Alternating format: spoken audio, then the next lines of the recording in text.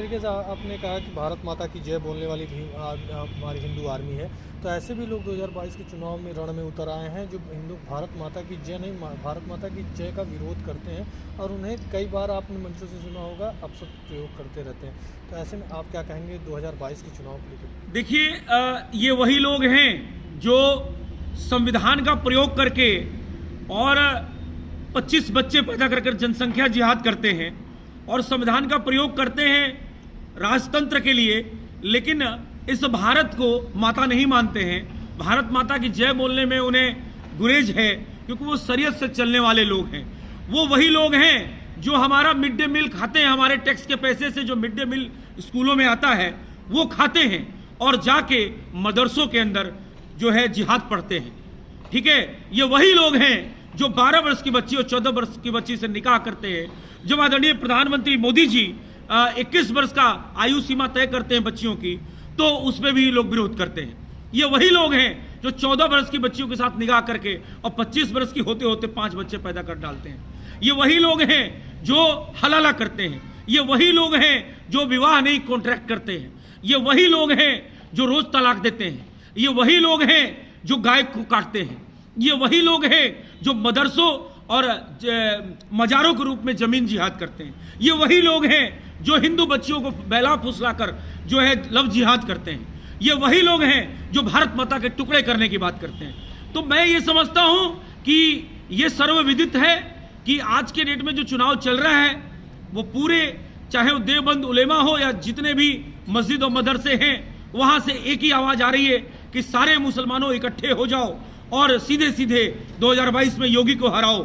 तो उनके मंसूबे कामयाब नहीं हो पाएंगे क्योंकि हिंदू जो सनातनी है वो जाग चुका है और हम राष्ट्रवादी सरकार के साथ हैं, हम योगी जी के साथ हैं। उनके भारत माता की जय न बोलने से ये प्रतीत तो होता है कि न वो राष्ट्र के थे न राष्ट्र के हैं। उनको सिर्फ यहाँ का खाना है, मिड डे मील, यहाँ पे बच्चे पैदा करना है, उनको यहाँ गजवाए हिंद लागू करना है, तो वो भारत माता की जय क्यों बोलेंगे?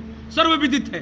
तो मैं ये समझता हूं कि उनको भारत माता की जय उनसे उम्मीद भी नहीं करना चाहिए, बशर्ते ये जरूर अभियान चलाना चाहिए कि जल्द से जल्द जनसंख्या नियंत्रण नीति बने और जितने भी घुसपैठी हैं उनको देश के बाहर निकाला जाए। इस जैसे हेमंत बिस्वा शर्मा जी आसाम से निकाल रहे हैं, अगर योगी सरकार पुनः आती है तो मैं यही मांग करूंगा कि यहाँ पे पहली बात तो अटूट विश्वास है कि योगी सरकार आ रही है और हम योगी के साथ हैं। योगी अटूट है, योगी ईश्वरीय अवतार हैं, उनको कोई तोड़ नहीं सकता है। और आपको बता दें कि 5000 वर्ष बाद प्रधानमंत्री मोदी जी और योगी जी के रूप में ईश्वरीय अवतार हुआ है। जब जब राक्षसों द्वारा जिहाद फैलाया जाता है, आतंक फैलाया जाता है, जिस काल में भी, रामायण काल हो, कृष्ण या महाभारत काल हो, मैं समझता हूं ये इस काल के अंदर जब योगी मोदी जैसे जो लीडरशिप है देश की, जो ईश्वरीय अवतार हम लोग मानते हैं, तो इनके रहते हुए ये गजवाए हिंद लागू नहीं कर पाएंगे। और जिस तरीके से हेमंत बिस्वा शर्मा जी आसाम में घुसपैठियों को बाहर कर रहे हैं, मदरसों को बंद कर रहे हैं, उसी तरीके से पुनः योगी सरकार आकर और यहाँ पे काम करेगी। और आपको बता दें, प्रधानमंत्री मोदी जी कभी भी हारे नहीं हारे गुजरात में, इसी तरीके से योगी जी भी कभी हारेंगे नहीं।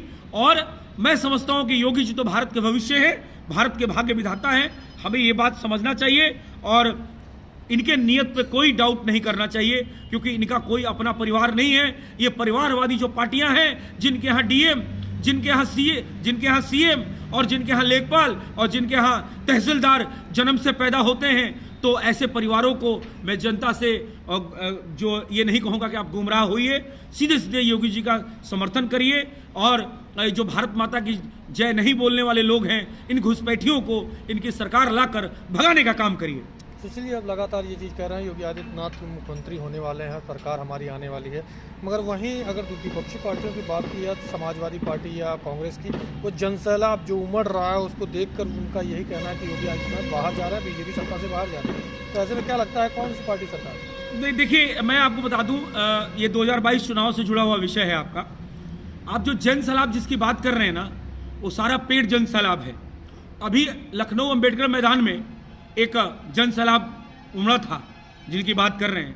सबसे हमने इंटरव्यू लिया, मतलब 1000 रुपये का उनका डेली का चार्ज है जो लोग आ रहे हैं, ठीक है, वही लोग लगभग जितनी विरोधी पार्टियां हैं उसमें जा रहे हैं। और 1000 रुपये है, बस वालों का चार्ज अलग है।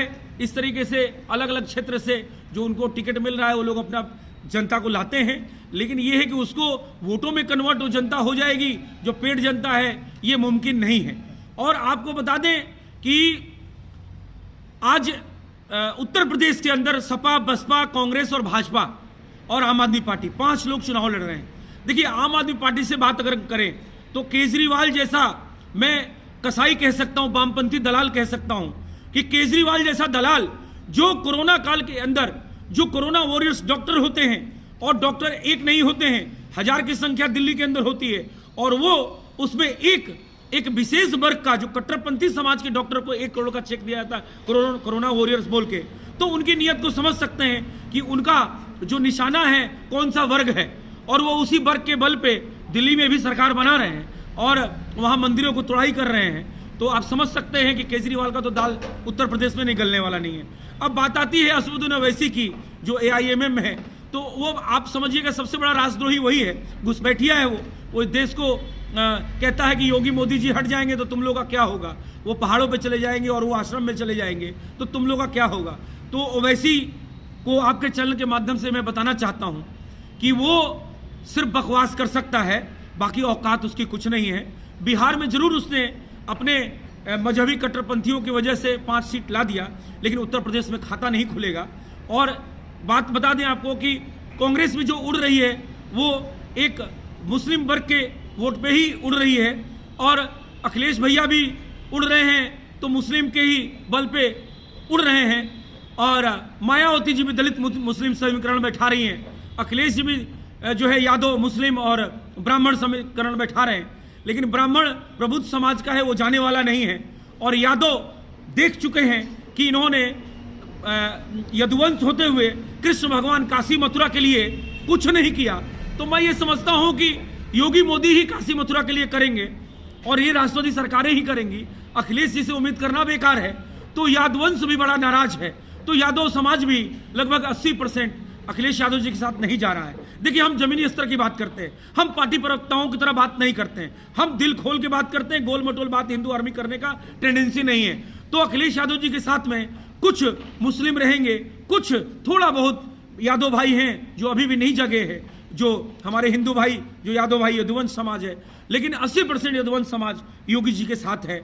और जहां तक मुस्लिमों की बात है तो राष्ट्रवादी जितने मुस्लिम हैं वो योगी जी के साथ है, ये भी समझने की जरूरत है। अब राष्ट्रवादी कौन है कभी और डिबेट में मैं आपको बताऊंगा। तो कुल मिला के ये है कि ये जो चुनाव का जो दौर चल रहा है, इस चुनाव के अंदर ना कहीं बसपा है ना कहीं सपा है, सपा सफा हो गई है, बसपा लीन हो गई है, वो अंडरग्राउंड हो गई है, कहीं मायावती जी दिखाई नहीं दे रही हैं, सिर्फ सतीश मिश्रा जी दिख रहे हैं। 2-4 ब्राह्मणों का भी वोट मिल जाए तो बहुत बड़ी बात है, और कांग्रेस का कोई अस्तित्व नहीं है, और असदुद्दीन ओवैसी आप समझ ही रहे हैं उछल रहा है, लेकिन उसको कुछ मिलने वाला है नहीं। तो इसलिए योगी सरकार पुनः आ रही है इस अटूट विश्वास के साथ और इस अटूट समर्थन के साथ, हम लोग उनके साथ खड़े हैं। आखिरी प्रश्न यही है कि राम मंदिर का मुद्दा तो सुलझ गया, क्या 2022 चुनाव जीतने के बाद काशी मथुरा की बारी है? देखिए, मैंने कहा ना कि यही ईश्वरीय अवतार हैं और यही काशी मथुरा का फिर जीर्णोद्धार होगा।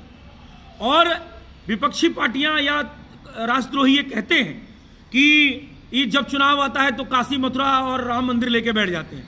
भाई आप मुझे बताइए ना, क्या धारा 370 नहीं हटा क्या श्री राम मंदिर का भव्य निर्माण नहीं हो रहा है क्या काशी में कॉरिडोर का निर्माण नहीं हुआ क्या? वहां आके जिहादी रो नहीं रहे हैं क्या कि सारा रास्ता बंद कर दिया गया? धीरे धीरे 800 वर्षों की गुलामी भारत कर रहा था, 870 वर्षों की, समय लगेगा। 7 साल अभी योगी जी को, मोदी जी को हुए हैं, 4.5 पौने 5 साल योगी जी को हुए हैं, थोड़ा समय दीजिए।